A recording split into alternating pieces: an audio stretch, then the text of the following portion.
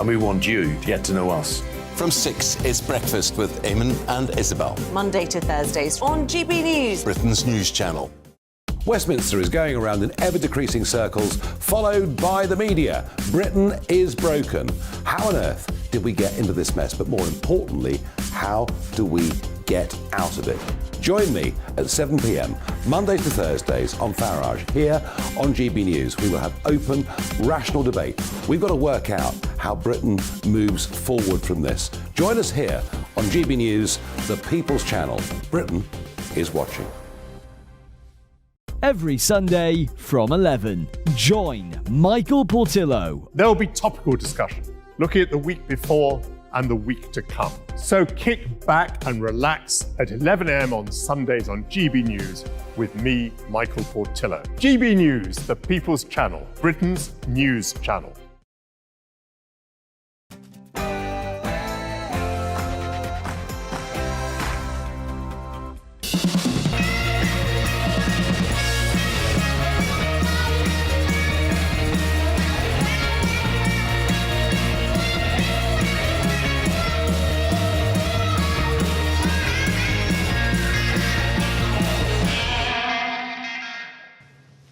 So tonight we'll be putting the world to rights with Mark O'Longy MP for Dudley North, my good friend. Also, GB News says Michelle Dewberry, she thinks she's a cat. We should be putting that to the test. And Barry Gardner, Labour MP. We're also talking about food poverty and poverty, not just in the UK, but around the world. We've got Wokie of the Week. We've got On the Poll with Mark O'Longy and Last Orders with Adam Brooks, the poorest landlord in the country, or so he says. But first, the news headlines.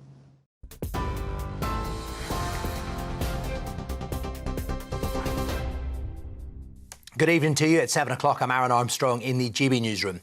The government is aiming to employ 300,000 new staff in England as part of its NHS workforce plan. More doctors, nurses and other healthcare workers will be trained, in addition to more university places for medical and nursing students created. There will also be a greater emphasis on apprenticeships. The 15-year plan aims to reduce reliance on international recruitment and agency staff. The Prime Minister says it focuses on 3 key areas of reform. This is the NHS's own plan, and the government is proud to back it. Funding the expansion of education and training for the first 5 years in full, with over £2.4 billion of additional investment. You can trust this government with the NHS. The plan rests on 3 principles: train, retain and reform. However, the Shadow Health Secretary, Wes Streeting, says only Labour can be trusted with the NHS. After 13 years of catastrophic mismanagement of the NHS, which has bred the worst crisis in its history, I'm not surprised the Conservatives are looking to Labour and taking our workforce plan and running with it. I'm sure the country will do that at the next general election too. Labour's got a strong record on the NHS, the shortest waiting times, the highest patient satisfaction in history, and now we've got to build on this workforce plan to go even further. Lord Goldsmith says he's happy to apologise for sharing his views on the Commons investigation into Boris Johnson's Partygate probe. The Tory peer has hit back after Rishi Sunak said he'd refused to apologise, saying his comments about the Privileges Committee were incompatible with his position as a minister. While Lord Goldsmith has now admitted he shouldn't have expressed his views publicly. A Cabinet Office source has told GB News they have no idea why Sue Gray's been cleared to start as Sir Keir Starmer's Chief of Staff. It's understood a written ministerial statement will be published shortly, perhaps as soon as Monday, saying the Partygate investigator broke civil service rules. The document was tabled hours before the Advisory Committee on Business Appointments said she was clear to take up her new role with Labour in September. British travellers to France are being warned to expect disruption, including curfews, as a result of the ongoing civil unrest. All large-scale events are being cancelled and armoured vehicles have been deployed to suppress riots, which are expected to continue for a 4th night. Protesters are demanding justice for the 17-year-old known only as Nahel M, who was shot dead by police in the Parisian suburb of Nanterre on Tuesday. Bus and tram services will be suspended nationwide from 9 p.m. local time. A court's been told the Oscar-winning actor Kevin Spacey is a sexual bully who delights in making others feel uncomfortable. On day one of his trial at Southwark Crown Court, prosecutors described the Hollywood star as a man who sexually assaults other men. The actor faces 12 charges of sex offences against 4 men, which allegedly took place between 2001 and 2013. He denies the charges against him. The energy regulator says it's great news people will see their bills drop by £460 a year from tomorrow. Ofgem says it's taken a range of steps to stabilise the market and to protect customers. However, bills will remain a lot higher than they were 2 years ago. £800 higher, that is almost double. And millions of British people will be able to live and work in Australia when the age limit for working holiday visas is raised tomorrow. The extension from 30 to 35 means 16 million adults are now eligible. The visa duration will also be extended from 2 to 3 years without the need for consecutive stays or farm work. TV, online, DAB and tune-in radio, this is GB News. Now it is time for Lee Anderson's Real World.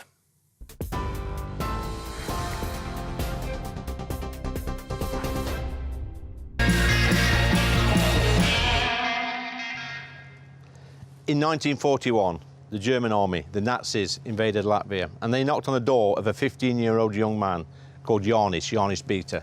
And the request was simple. We take one male member from each family to the Russian front to fight the Russians. Jānis had to go. He left his dad and his 12-year-old brother.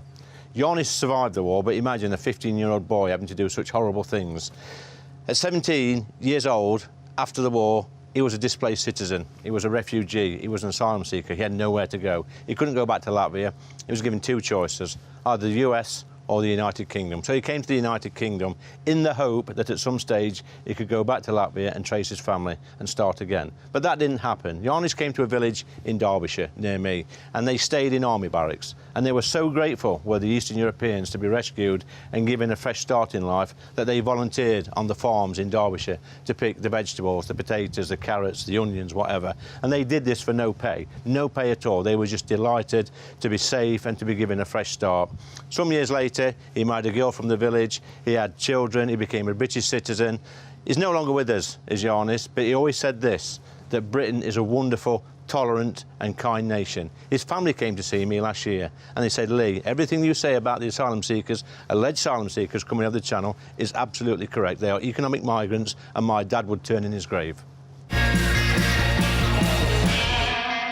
Now then, it's interview time. My special guest this week is the left in the corner, Barry Gardiner, and over here two really special guests, a good friend of mine, Marco Longhi, MP for Dudley North, and his lovely wife, Andrea.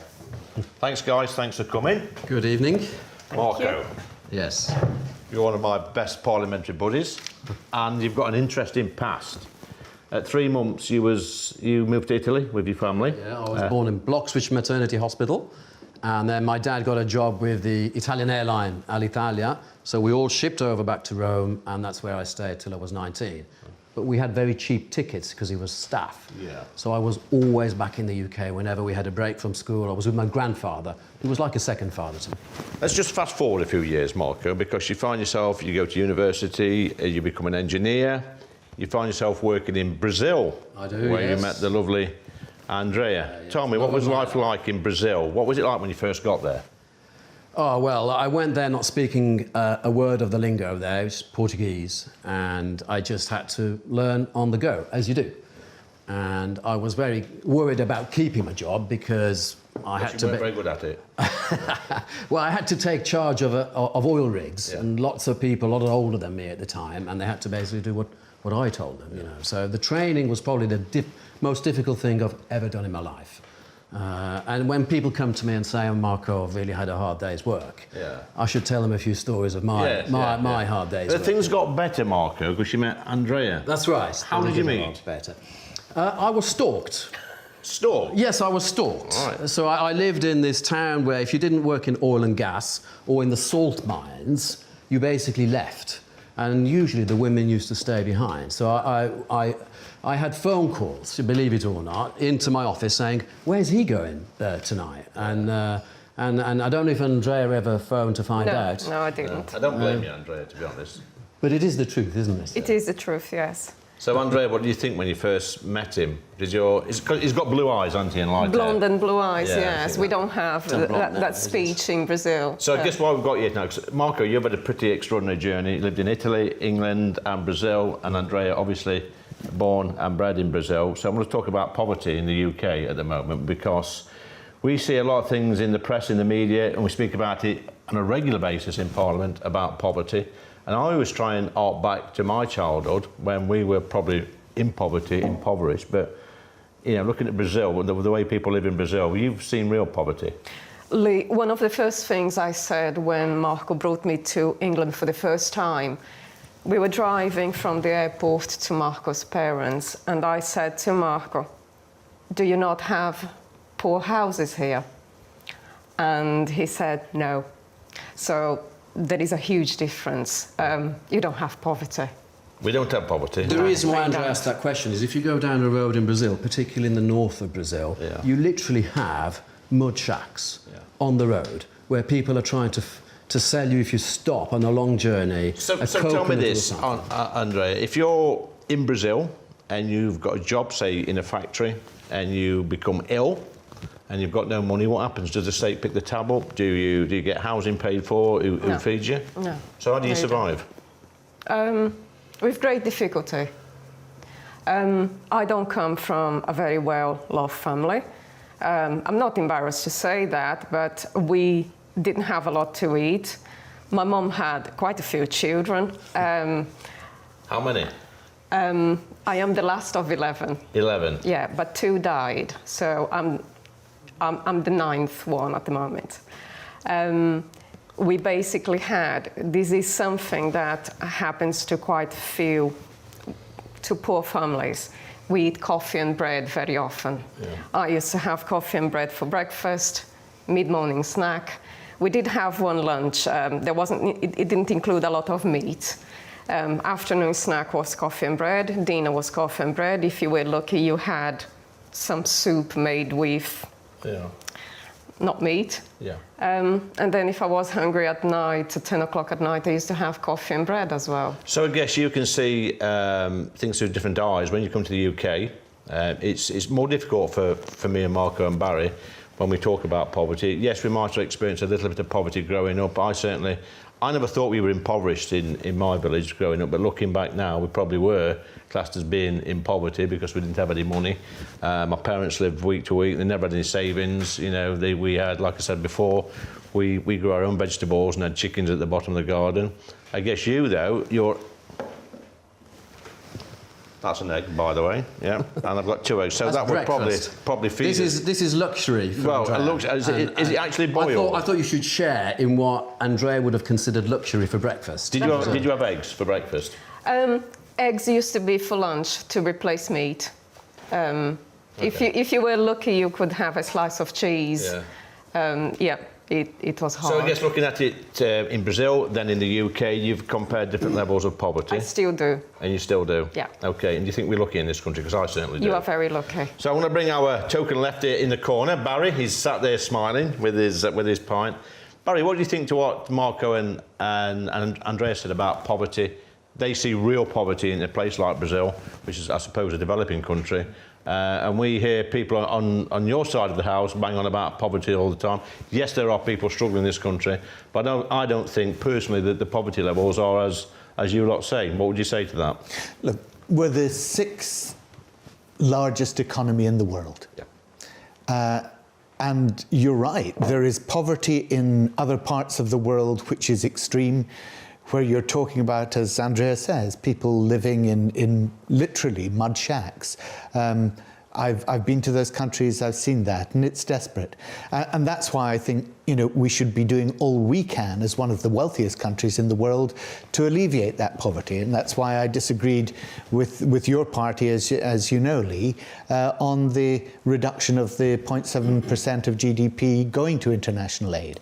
But there are people who are suffering in this country, and you and I have seen them. You used to work in Citizens Advice. You saw sometimes there'd be, I'm sure, queues outside the door when you were volunteering there and working there, and people came to you with stories of real family pain. And this week, we've just heard that 11 million people in this country have had to use food banks and have been missing at least one meal a day. Now, does it compare with people who are in abject poverty, who, as Andrea says, are literally living off bread and coffee? No, it's totally different. But that shouldn't be the standard by which we in the 6th largest economy in the world are judging what's right for our people. Yeah, I agree with that. Andrea, what would you say to that? I think bread and coffee is the best food in the world. When I go back to Brazil and everybody wants to treat me with excellent food, you know, beautiful, I say to them, no, I just want bread and coffee. I agree, you do have the best coffee in the world. The point here, though, Lee, is that we like to self-flagellate in this country. Aren't we dreadful? We are one of the richest countries in the world, but yet we allegedly have millions of people in poverty. But we have to be careful about how we define poverty. So the way they do it is they count every household, they order them in terms of how the income is, they take the middle household, and then if you earn 60% less than that, by definition, you're poor. So if you gave £1 million to each household, you'd still have the same number of people there, and we'd still be describing them as poor. We was chatting this morning on the way here. I watched some nonsense, and I do apologise to viewers. I actually, by mistake, put the BBC on this morning. Shock, horror. And they was talking about holiday poverty, whereas this family, 25 members of one family, had actually, because the cost of living has got so bad in this country, they've had to downgrade their holiday and go to Crete on all-inclusive. Well, what do you think of that? It's just, I couldn't be, when you told me, I thought you were joking, and then I had to check it, and it's true. I mean, this is what, the BBC has come to, you know, how on earth is that good journalism? How is that news? Watch GB News, you know, that's where you get the real-life people on the show. Nodding his head there at the back there. Yeah. But how is that news? And how could we be talking about cost of living and holidays, all inclusive, all in the same sentence? Well, I'm going to stop you, Marco, because we're drawing to a close this first section. I want to thank Barry for taking part. His great input, Barry. Marco, lovely, Andrea.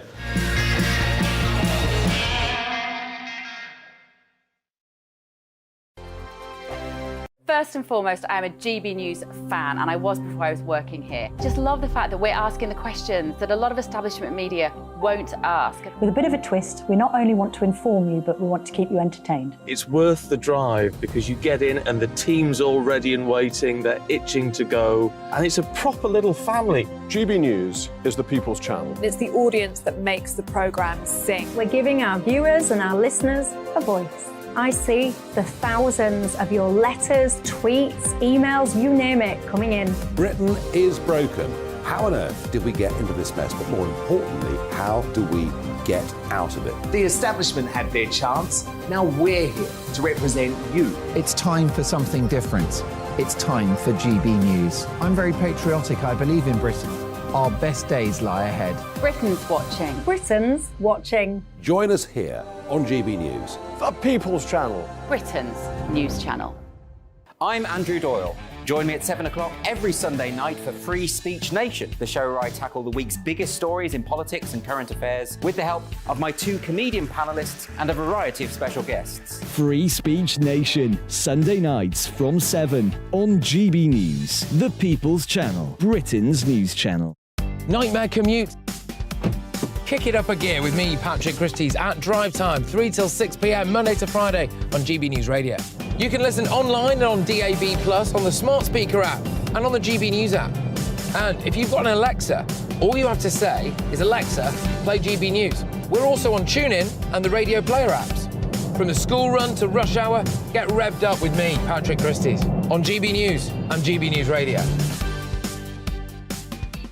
What you get for breakfast is something that, if we do our jobs right, you will wake up to news that you didn't know the night before. It's a conversation. It's not just me and Eamon. We want to get to know you, and we want you to get to know us.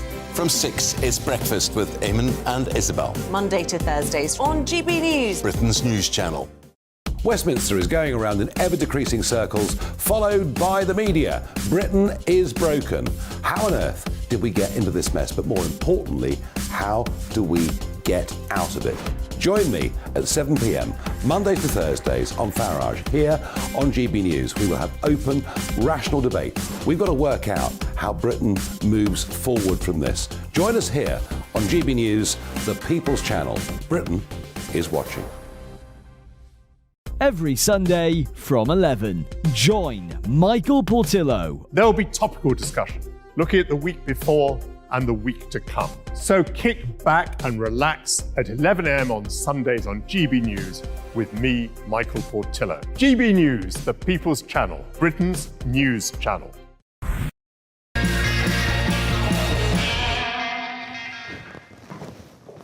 Well, well, well, look who we've got here. It's the lovely Michelle Dewberry. It is, it is. Well, whilst I'm here, Michelle, I might as well interview you. Why and not? I've got a little surprise for you later. Oh, have you? But that all revealed very shortly. All right, go on. Look, Michelle, I watch your show. Oh, do you? Good. My friends watch your show. Do you have it on all your devices so I can really push up those ratings? Your radio, in the car, everything. But listen, you started from humble beginnings. I did. You left school with no qualifications. By all accounts, you were a bit of a nuisance at school. I was a bit of a pest, yes. Tell me what happened.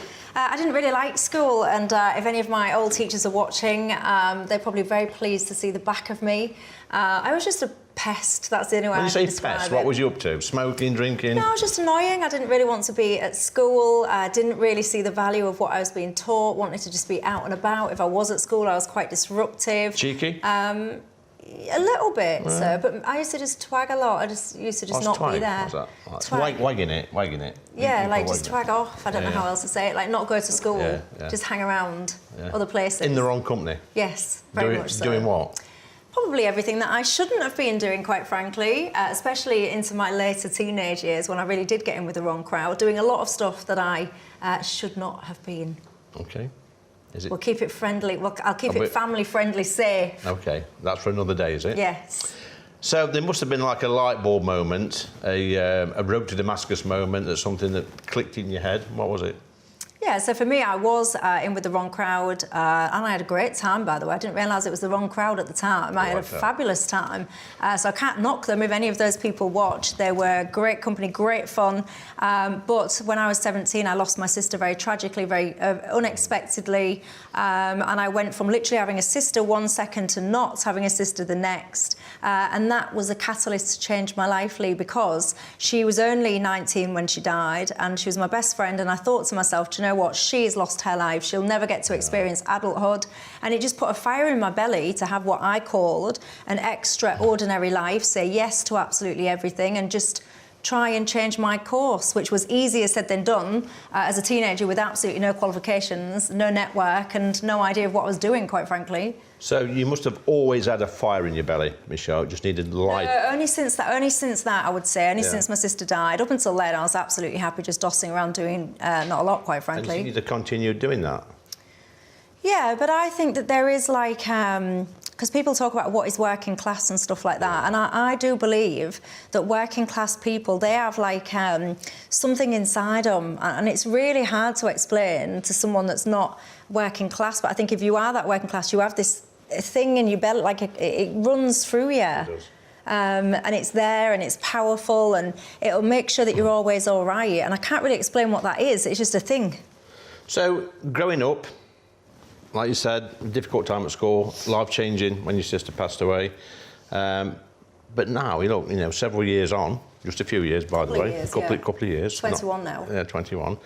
You're so successful, Michelle. You know, you've done all these wonderful things. You're a great presenter on GB News, The Apprentice. You know, and sometimes people give this country a bad name, saying it's gone to the dogs, it's shot. I don't think it has. I think it's still a land of opportunity. We see that while people are trying to get in this country, by all means. What would you say to people who's watching this now about the opportunities in this country? Well, I think the opportunities exist within you. I think you create your own opportunities, and you can look at society with whatever lenses that you want. You can look at it and go, God, it's all a load of nonsense, I can't achieve anything. Or you can choose to look at it and go, well, actually, there's opportunities here, there, and everywhere. So for me, it's about how you look at them. You don't need to have all the answers. You don't need to have all your steps in place, right? If I do this, this, this, and this, and this, you just got to first and foremost make a choice. And I believe, like I talk a lot on my show, people will say, well, you've got poverty here and this person's got adversity there and then they can't achieve. That doesn't really wash with me, because we didn't get into my childhood and we ain't got time, we'll be here all day. But I had a very challenging childhood. We was in and involved with domestic violence, refugees. It wasn't pleasant at all. But when my sister died, I made a choice. And I think no matter what anyone takes away from you, they can take your job, they can squeeze your finances, but they can never, ever take your attitude from you. Only you can take your attitude. That's a great attitude, Michelle. Thank you. What gets you up in the morning, apart from your child? I was just about to say, my kid, I've got a 2-year-old. Yeah. The thing that gets me up in the morning is my child. But aside from that, it's just, I feel really blessed to be here. And I know it sounds really cheesy and rubbish and all the rest of it, but I do. I just think being able to wake up relatively healthy is such a blessing, because so many people can't do that. And I drive everybody mad because I want to get up, I want to get out, I want to go do stuff, I don't want to sit around, I don't want to laze around. I think the day's there for the taking, and whatever you're doing, I just feel quite blessed to be able to get up, get out and about, get in amongst it, whatever that looks like. Would you ever consider a career in politics? Well, I did. I stood for election twice in Hull, which is what I call home. And the reason I did it, not to be a politician, I don't have this burning desire to go wandering around Westminster and drinking in the bars. It was more because... Really? Shocking? No, I don't. I felt, and I still feel, that I could have done a really good job of representing my home, and I felt I could have done a better job of representing my home than the people in power. And I felt and I feel my city is not as good as it could be. So that is why I stood twice. The people of Hull didn't choose me. And what can you do? Sometimes you have to take the hint and crack on with life in a different direction. Apart from me and Marco Longi, and obviously Barry, the lefty in the corner, who's your political heroes at the moment? I don't have one. Not one? No. Not at all? Honestly, I'm quite... when it comes to politics, yes, I'm into it for my job, but I'm not really into it. I probably wouldn't even vote if there was an election tomorrow. I know that's really terrible, because I know that the suffragettes did what they did to enable me to vote, but I probably wouldn't turn out and vote tomorrow. So we bumped into each other a few days back on the way to the Trick Awards. We did. And we walked up to the red carpet, and we sort of swerved the red carpet. I didn't feel comfortable walking up there, Michelle. I know you didn't. What's all that about? See, I do just feel like there is a part of me. So when you get to the Trick Awards, there's this massive red carpet. It's called the pink carpet on that occasion. Yeah. And everyone's queuing up to go down and get the picture taken. Yeah. And there's something about it, and I don't mean to be rude to the people that did that, each to their own, but I found it a little bit cringeworthy, standing in a queue. Look at me, take my picture, take my picture. It's not really, I know I should do that because it is kind of part of my job, but something about me just, it embarrasses me a little bit. What are you doing with a fork? I've got a fork. Right. Now, just a few weeks back, Michelle, you appeared on TV as a cat, had some feline feelings, and now we want to dismiss this as just if this is going where I think it's going, and you're about to bring out a plate of whiskers, you can bugger off. We've got a tin of cat food here. It's, I don't know what brand it is, but it looks... I'm not eating bloody cat. Are you delicious. mental? Well, we're going to get it out. We're going to see if you're really a cat. Well, no, I'm not. I am not. I'm telling you now, I'm not. You go first and I'll follow. I'm going to shake on that. I'm going to shake on that. Oh God, I don't know if you're a man of your word. Are you going to try that? I don't want to. No, I don't want to. You don't want to do it? I don't want to eat. Here's the challenge. Here's the challenge. I don't want to eat ocean fish pate. I don't want to. Well, if I have a forkful, will you have one as well? Here's a challenge. I don't want to. Here's a challenge. No, can I say no? You can say no. I failed. I do know a man who will eat it, actually. And that's Can I Mark just Alongi. make something absolutely clear? I'm not a cat, right? And what I was trying to do on that episode, I just think the world has gone mad. You failed the cat challenge, by the way. I did fail, but I am happy to take that on the chin, because in life there are certain things that you should fail at. It's, you know, failing sometimes is not losing, it's just being sensible. But when I dressed up as a cat, I think to myself that the adults... I have no sense of smell, so I'll take your word for it. But adults are indulging children in their nonsense, and I think it's really dangerous on a serious note. And I know that I did dress up and I was being a bit flippant with it, but I've got a little boy and I worry about what he's going to grow into when it comes to schooling, because my little boy can't suddenly become a girl if he feels like that. He can't suddenly become a cow or a fox or a chicken dinner or whatever the obsession will be at that time. He's a little boy, and it worries me what these children are get taught and what they're encouraged to think and what adults are indulging. And it's like a fashionable fad, but it worries me. So I will keep speaking out about that. I don't even have a cat as well that I can put that to good use, so I feel real wasteful. Why don't you take one for the team anyway, though? Go on, Lee. I'm not doing it. Why? Listen, if we shake hands and we both do it... I'm not eating cat food. It's teamwork, Michelle. No, I'm not on your team. I'm on a team of one. Team of one. Look, that's been a great interview, by the way. Go on, thanks for doing that, Michelle. Take it up. What about you, Barry? I wouldn't touch it for $1 million. Michelle, surely. I would. £1 million? Definitely out for that. I'd do it for $1 million. I'd do it for $500,000, actually. But seriously, Barry, what about the whole cat debate, children presenting as cats? What do you think about that? Look, the school said that no child had, but, you know, I was listening to what Michelle said about her child and how much she supports that wee one. And whatever that child wanted to do when they were 10, 12, 13, 14 years of age, if they said, look, I'm gay, if they said I'm trans, I know that Michelle would support her child come what may.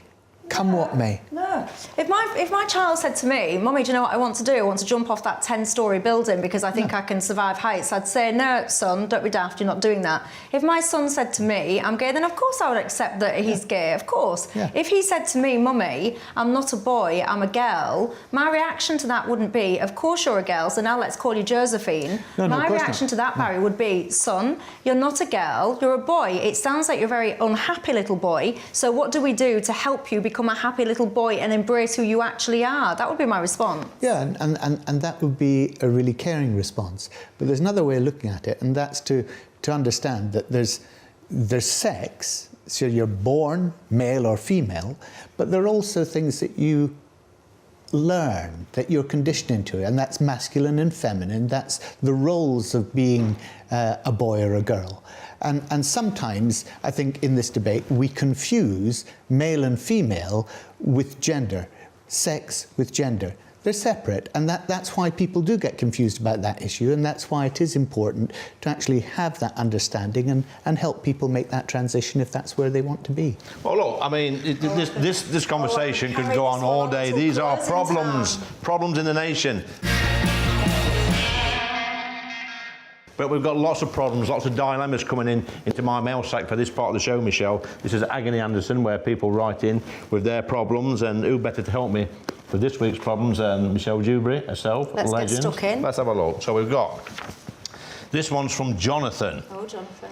I've got my degree and my chosen career. The industry is in London, but there's no way it'll pay enough for me to buy a house there. What do I do? Oh, God, this is an awful situation. I mean, when I first moved to London, I couldn't afford a place. I did a house share. Yeah. So I rented a room with a load of random people that I'd never met, and I've got to say, I had a great time. Yeah. Made a friendship circle, great social life, and saved a bit of cash too. Well, you know, I work in Parliament, Michelle, and we get lots of staffers there who do exactly the same. They don't earn the London wages, which some of us greedy MPs do, but they... You get a second home as well in London. All right, then don't rub it in. God, but they become a politician. They have to house share as well. The next problem is from Liam, and he says, every time me and my friends discuss politics, it turns into a heated argument, and we fall out for weeks. Do I need new friends? No, you just need to learn the art of debate. You don't all need to agree and just, you know, respectfully disagree. Yeah, you think that, I think that. Cheers, let's move on and talk about football or whatever else it is that you're into. Well, there you go. Common sense answers from the legend that is Michelle Dewberry. Thanks, Michelle. You're welcome. Coming up next, we've got some real businesses run by real local people who are going to join me in the beer garden to have a good old common sense session. Don't go away.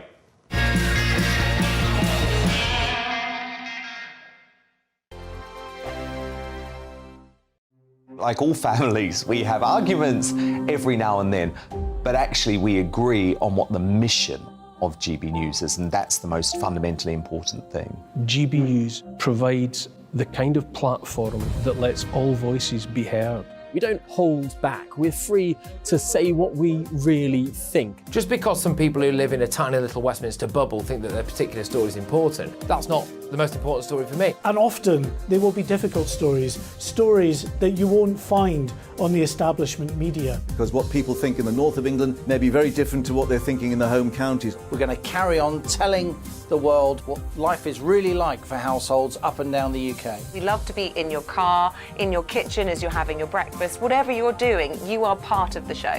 If it matters to you, it matters to us. Britain's watching. Britain's watching. Britain's watching. We're proud to be GB News, The People's Channel. Britain's news channel. Join me, Patrick Christie's, Monday to Friday, 3 till 6. We tackle the day's news agenda like you've never seen before. It's high tempo, high octane, the most controversial topics, and the best guests. You will not be able to take your eyes and ears off it. I'm not afraid to ask the questions that you really want answered. 3 till 6 p.m, Monday to Friday on GB News, the People's Channel, Britain's news channel. Join me, Camilla Tominey, on Sunday mornings from 9:30, taking the politicians to task and breaking out of SW1 to see how their decisions are affecting you across the UK. Bursting the Westminster bubble every Sunday morning, only on GB News, the People's Channel. Britain's watching. Join us every night on GB News at 11 p.m. for Headliners, which is 3 top comedians going through the next day's news stories, which is exactly what you need, because when the establishment has gone crazy, you need some craziness to make sense of it. So join us 11 p.m. every night on GB News, the People's Channel, Britain's news channel. Hi, I'm Dan Wootton. You can watch me live on GB News Monday to Thursday from 9 p.m. And did you know that you can also watch and listen live on our website, gbnews.com. You'll always be up to date on the latest breaking news, as well as enjoying the best stories, opinions and shows. You can even join the debate under our live player as you're watching. So head straight to gbnews.com on TV, radio and online. GB News, Britain's news channel. So Jubes and Kerr, we tackle the issues of the day with real robust debate, both sides of the fence, battling it out with me in the middle with my forthright opinions and views. And often really interesting things happen because you start with a position and then by the end of the debate you find actually, well, I might not have thought about that one. What we need in this country is 2 new political parties. You should maybe think about doing a 2024 calendar. I'm Michelle Dewberry and I'm keeping you company right through until 7 o'clock this evening. GB News, the People's Channel, Britain's watching.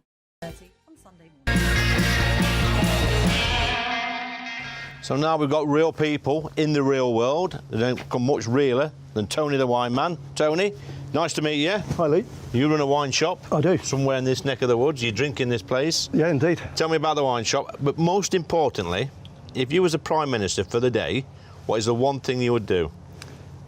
The one thing I'd do if I was Prime Minister for the day would be to do more to help small businesses, I think. Like what, for example?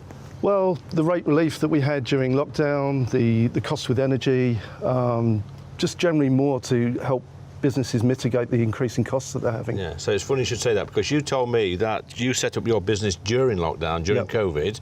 It's a strange thing to do, Tony. Tell me about that. Well, we had the go-ahead from the government that anybody selling alcohol would be allowed to stay open during the lockdown, which that... So you saw an opportunity? Yeah, that meant that we could definitely go ahead with it, and we did well. We did very well out of lockdown, in all honesty, in hindsight. Made a good living? For a first year of a new business, I think we did okay, yeah. So you set up during lockdown, you made a few quid. Tell me about the business today. Are you expanding? We're about to. Business has been okay, but it's flat. You know, we did very well in the first year. Second year was a bit tougher because obviously all the economic situation sort of kicked in. But we're about to expand the shop into a wine bar. Yeah. So that'll help the local community and diversify the business. That sounds excellent. It sounds like you're doing a cracking job. Why wine? It's something I've always had a passion for. Yeah. I was working in publishing for most of my career. Tell me one thing, Tony. Do you sell English wine? We do, yeah. And how's that going down? It's getting there. There are some extremely good English wines, but people take a bit of convincing. This is the sparkling stuff, is it? Or sparkling and still wines, yeah. Yeah, there's some excellent Pinot Noir coming out of Essex, so you wouldn't have thought that, would you? Are they the best vineyards? they're good. So climate change is a good thing sometimes? It's a good thing. The French are buying into English vineyards, so that tells you everything. Well, that's a sign, isn't it? If the French are coming over here to buy vineyards, then it proves that climate change, as they say, is not always as bad as it seems. So, listen, that's great talking to you, Tony. Nice to meet you. And with Gary the cabbie, a London black cab. Excellent driver, Gary. Very smooth. Is it electric? It is electric. Now then, Gary, yesterday we had the judgment on the Rwanda flights, which somebody in their wisdom has decided that the Rwanda flights are unlawful. What do you think of that? It's absolutely ridiculous. They decided to cross our channel illegally. They've entered our country illegally. We cannot afford at the moment to feed our elderly, our war veterans. So in my opinion, we should remove them to Rwanda and get our government to keep an eye on it, to make sure the Rwandans are doing what they said they're going to do with the asylum seekers. I think that's the thing that's the thing really, because a lot of people are saying Rwanda's not a kind country, it's not a welcoming country. I think there's a lot of nonsense being spouted out by the left wing and the mainstream media. Look, you know, it's a hotspot now, a tourist destination. I've got a friend who actually works in Rwanda, so it's a beautiful place. But I think the key thing here is that the flights to Rwanda should act as a deterrent, because I don't know how you feel about it, Gary, but I think these are just economic migrants coming over looking for a better life, which I don't blame them for that. They're coming over because they think they're going to get a better education, a better job, etc., better healthcare, better housing. Would you agree with that? I do agree with that, but that's at the expense of our own people. So once they're here, we remove them.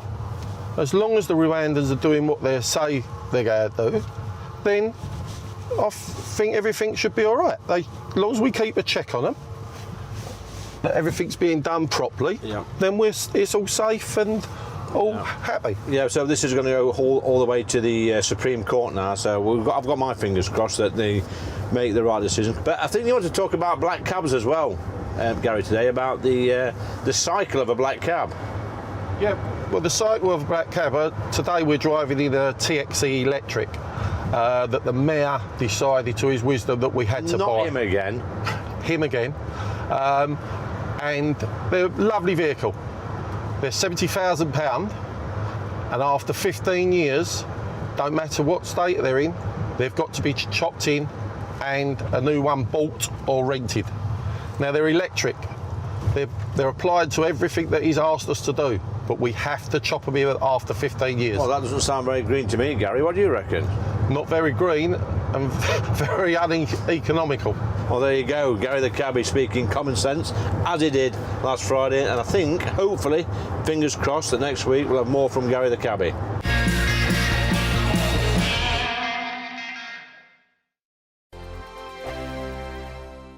I joined GB News because I was sick and tired of not hearing my views being represented, not just mine, but so many people that I knew and spoke to. I just couldn't get my voice out there. I couldn't say anything, I couldn't do anything. Whatever the narrative was, I kind of had to follow it. GB News is there to provide a voice for those who have been ignored by the establishment media. We think different things, we've got a different style. GB News is here to be optimistic and positive about the future. It's real kind of dynamic and flowing, with the audience very much at the heart of it, like a big family. Here at GB News, we talk about the things that matter to you. Hearing the voices from right across our towns and cities, especially our towns. All sides of the argument represented with a heavy dose of opinion. We're on a mission here to make a difference. And the GB News family really is here for you, and whatever time of day you can watch or listen. Britain's watching. Britain's watching. We're proud to be GB News. The People's Channel. Britain's news channel. Monday to Thursday, 9 p.m. till 11 p.m. Join me, Dan Wootton. I'll bring you the sharpest takes and hottest debates. Do you not believe in prison? I don't believe in prison. I'm completely stunned. I guarantee you there'll be no spin, no bias, no censorship. I actually was personally quite offended by it. And no reason to go to bed. So I guess they've always been quite woke. That's Dan Wootton tonight on TV, radio and online. Monday to Thursday from 9 p.m. till 11 p.m. on GB News. The People's Channel, Britain's news channel. You've probably seen politicians interviewed 1,000 times, but we do it differently. We find out who they really are, we don't shout, we chat, and hopefully we bring a bit of light, not just heat. Did you know Kate Moss? Apparently. Do you have a pair of jeans or a pair of jeans? No, of course I don't. What would I do with them? My friends are like, oh my God, what's she doing now? Join me every Sunday at 6 for Gloria Meets, only on GB News, the People's Channel, Britain's news channel. Weeknights on GB News from 6 p.m. You'll always get drama. Please stop, Michelle. I know, yeah. Please stop. Should I just shut up? Romance. You like me, I like you. There you go. There you are. Well, don't tell anybody. Adventure. Etc. That's the whole point. And action. Sergeant Rebecca Reed, my superstar panel, they're already at it. They're fighting. It's going to be quite a show. Only on GB News. Britain's watching. In a world of dull and predictable radio and TV shows. Oh, hi. On Mark Dolan tonight, we've got big guests. We drill into the big stories of the day. The show adds up to a brilliant listening and viewing experience. Mark Dolan Tonight is the most entertaining current affairs show ever, and that's a fact. That's Mark Dolan Tonight, Friday, Saturday and Sunday from 9. Only on GB News, Britain's news channel. In a world of dull and predictable radio and TV shows. Oh, hi. On Mark Dolan Tonight, we've got big guests. We drill into the big stories of the day. The show adds up to a brilliant listening and viewing experience. Mark Dolan Tonight is the most entertaining current affairs show ever, and that's a fact.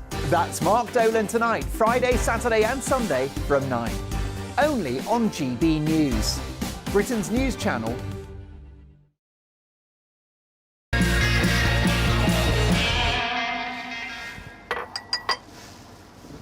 So now I'm joined with internet legend, landlord extraordinaire, Adam Brooks. Adam, I've seen you walking around, lip on the floor, not looking happy. What's it all about? I've got the ump, Lee. You've got the ump? Yeah. What's it about? I've got to show you.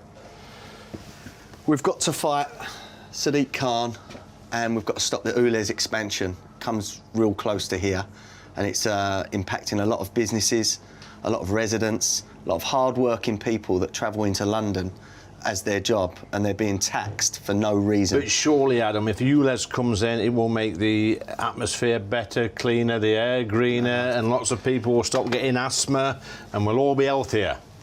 TfL might want to tell you that and Sadiq Khan might want to tell you that, but the science just is not adding up. You know, they're manipulating the data and it's going to make no difference at all by expanding this far. I mean, I'm against ULEZ anyway, but especially this expansion. Well, tell me this, Adam. If for some magical reason central government said to Khan, look, yes, we agree with you, it's a good idea, but every single penny you get from ULEZ goes to central government as opposed to going to you in London, do you think Mayor Khan would still go for it? It is about the money. I mean, if they really cared about air quality, they would sort out the toxic fumes on the London Underground, which can be up to 13 or 14 times higher than a busy main road. And some of the toxic fumes coming out the Mayor's office as well, because this is quite 100%. toxic. I just wish, you know, the Conservatives had a candidate that could really run in close in the mayor elections. Well, we'll see. It's not over till the fat lady sings. So, if you was mayor for a day in London, what would you do? I would stop the ULEZ. Yeah, that's it. Stop it, I would actually stop it in central London as well. I don't think... But you've got to give an argument, Adam. How does it impact on businesses and local especially people? The expansion around here, what people have got to realise is that people that can't change their car or their van to become compliant have now got to pay £12.50 to go into London. Now, that means that their businesses have got extra costs. That means that their prices have to go up. You know, they might have to let people go from their businesses or they might not earn any money. It's severely going to affect the working man and working woman of the surrounding areas. It's bad news. Yeah. So I understand you've been campaigning recently on this issue. Give me an update. Well, look, as I say, I'm part of the Together Declaration. So the Together Declaration are trying to bring all the campaign groups together so we can fight this. And there's going to be a presence outside the judicial review next Tuesday. It's interesting. I mean, we speak to people in London all the time. I speak to a lot of cabbie drivers. Obviously, it doesn't affect cabbie drivers because I think they're exempt, but it affects their friends, their families, other businesses in the local area. You know, people just popping into London. It's really going to have a massive impact on their income. Yeah, I mean, it's another tax, a green tax. It's a fresh air tax. It's a fresh air tax. It's a tax on fresh air. And you know, the TfL and Sadiq Khan's office tell us that 9 in 10 cars and vehicles are compliant. The RAC disagree with that, and that there could be 850,000 cars that are not compliant. So that's a lot of people that are going to be taxed. And do you think, genuinely, if it comes in, it will increase the health and well-being of the people of London? I don't think it'll make a single bit of difference. Wow. There you go, that's Adam Brooks. A bit of common sense there with Adam. He knows what he's talking about, campaigning. Fully expect him to see him laying a road somewhere in London with long hair and orange paint draped all over him, causing a nuisance on Whitehall. Is that going to be the case, Adam? No. Why not? Direct action? Does it work? Direct action, no. I don't like to. I don't like to stop people working. I don't like to inconvenience people. Yes. We protest the right way, legally. You know. Let's start right. Now, let's talk about Wokie of the Week, because no expense spared. We've got a new trophy there. Right. Do you want to just show the viewers that, Adam? It's a lovely trophy. So we've got, I think we've got 3 categories, or 3 entrants this week. We've got Gary Neville. Yeah. He's been, I think he's joining the Dragon's Den. Right. Here is a man who was complaining on his Twitter feed to anybody that listened to him a few months back about public sector pay, and the pay increases. He was saying it should be like 15-20% or whatever it was at the time. I can't remember, especially for nurses. This is the same man who then pays his own staff in a hotel minimum wage. Right. What do you reckon to that nonsense? I think he's a proper hypocrite. I've had a few words with Gary Neville on Twitter before over his Qatari hypocrisy. Yes, good one. You know, so he is a proper woke. You think he's a hypocrite? A massive hypocrite. And I can't see how he can be a dragon when, you know, most of his life he's been paid a huge salary by Man United. Yeah. So, you know, he's not exactly an entrepreneur in my eyes. No, he's not an entrepreneur. I think you're quite right. He's a hypocrite. So he's a contender this week. Right. So the Trick Awards. Yeah. Lots of GB News presenters were at the awards on, I think it was yesterday. Yeah. No, the day before. And I think Nigel got an award, and the Breakfast Show got an award as well. Fantastic. A little bit of booing, a little bit of jealousy. Yeah. Why is that? Well, GB News have upset the apple cart. You know, the fear. These mainstream media sort of bigwigs, they fear GB News and the popularity. You know, it is the People's Channel and it's growing every week. One thing that annoyed me is that the Trick Awards deleted their tweet congratulating Nigel Farage. Yeah. They reissued it, but, you know, they cut the sponsor out. OK, so the last one, Adam, got to wrap it up quickly, is the Eco-Loons again. Right. They invaded the cricket pitch during the Ashes Test match.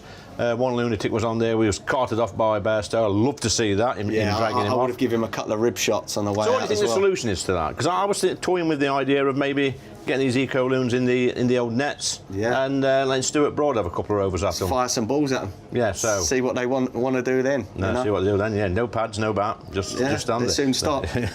So, Gary Neville. Yeah. Trick Awards or the Eco-Loons? Gary Neville. There you go. Another trophy in your cabinet, Gary. Probably the best one you'll ever get.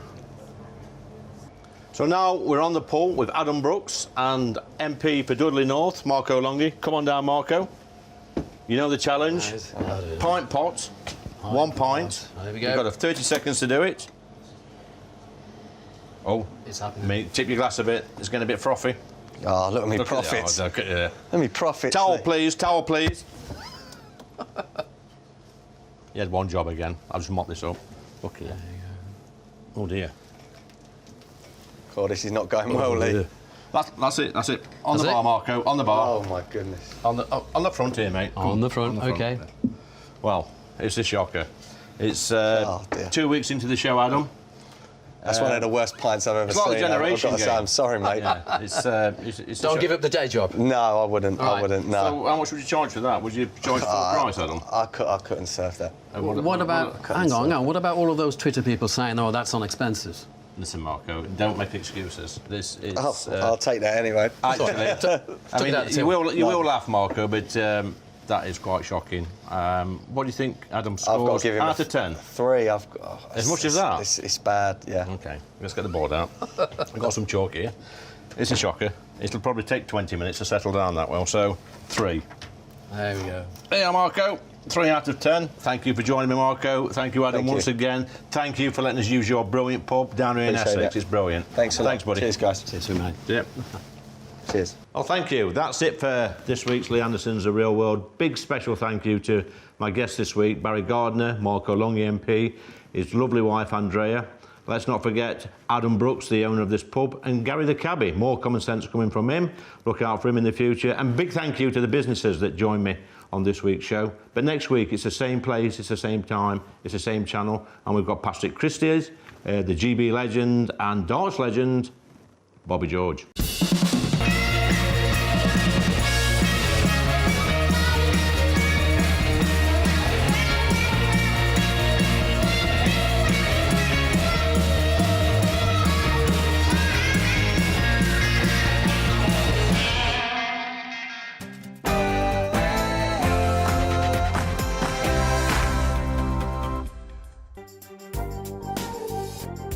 Join me, Camilla Tominey, from 9:30 on Sunday morning when I'll be quizzing Health Secretary Steve Barclay on the government's new plans for reforming the NHS. And in a week that's seen Rishi Sunak's plan to stop the boats hit a setback in the courts, I'll speak to a key supporter of the Rwanda scheme, Tory MP Daniel Kawczynski, and crossbench peer Alex Carlisle, a critic who's trying to slow down the bill in the House of Lords. All that and more with me, Camilla Tominey, from 9:30 on Sunday morning. Evening, I'm Alex Deakin. This is your latest weather update from the Met Office for GB News. Bright and breezy kind of sums up the weekend. Many places a lot brighter than today. There will be some showers around, but most places will be dry for much of the weekend. Some windy conditions coming in thanks to this area of low pressure. The isobars squeezing together. Light winds initially over northern Scotland, but that's where the winds will really pick up during tomorrow evening. Back to this evening, quite a lot of rain around today. That is all tending to scoot out into the North Sea, but still, for most, it's a cloudy night, dank, drizzly nights, rain and drizzle on and off, and a fairly warm night as well. Again, temperatures not dropping below 15 or 16 in the east. So it won't be a particularly cold start to the weekend. It will be quite a grey start to the weekend. Some rain and drizzle here and there, a few light showers early on, but that should tend to ease away and the skies should tend to brighten. I think most of us will see some sunny spells. Now, there will be sunny spells in the far northwest, but there will also be lots of showers here. Quite a wet day through parts of Shetland especially, and a blustery wind picking up in the northwest. Elsewhere, just a bit breezy, some sunshine and temperatures around average, high teens across the north, low 20s further south, maybe a little warmer across the southeast where 24 is possible. A breezy Saturday evening then, the wind strengthening further over northern Scotland, getting really quite gusty here actually, and that continues into Sunday. So a blustery Sunday across Scotland. Some more showers to come in the northwest, but much of eastern Scotland likely to stay dry. A few showers on Sunday will whiz through Northern Ireland, south of Scotland, perhaps 1 or 2 in northwest England, but again much of England, Wales and indeed eastern Scotland likely to stay dry. Bright and breezy with temperatures around about average, perhaps a little below, and feeling cooler with the gusty winds across Scotland. But further south, we will again see temperatures getting into the low 20s. Enjoy your weekend. GB News has its own late-night paper preview show, Headliners, where comedians take you through the next day's top news stories. You don't have to bother reading the newspaper, we've got it covered for you. Headliners, every night at 11 p.m. and repeated every morning at 5 a.m. We won't send you to sleep like some of the other paper review shows out there. GB News, the People's Channel, Britain's news channel.